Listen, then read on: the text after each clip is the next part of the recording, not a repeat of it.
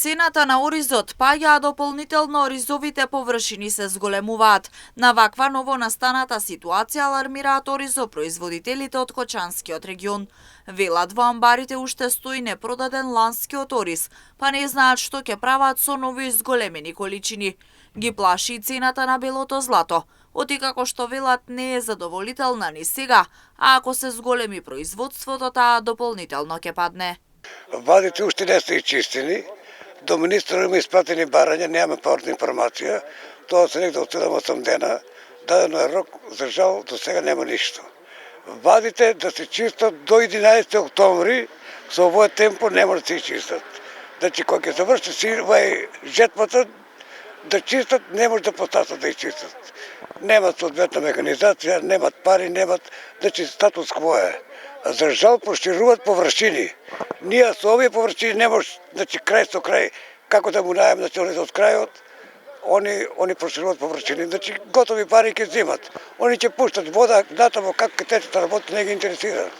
Сигурно со 1000 хектари ќе се зголемат површините. Мислам, тоа е една страшна работа.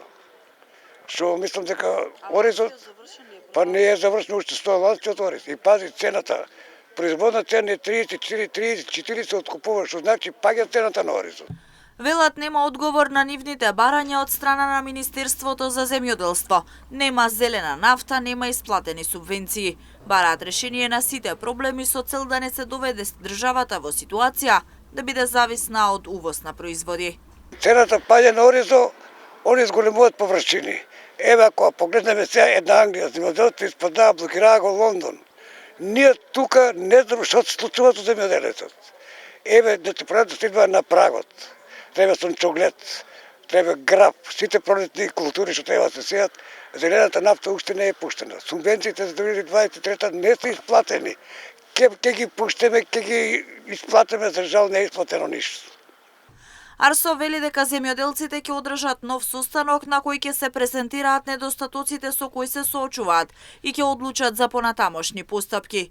И овој пат не е исклучена можноста за нов протест. Од друга страна, од водостопанство Брегалница Кочани посочија дека вадите се чистат, проточни води ќе се пуштат во периодот од 7 до 15 април, а од десниот магистрален канал од 25 април па до крајот на месецот. Во однос на зголемување на оризовите површини, децидни се дека тоа е побарање на оризарите.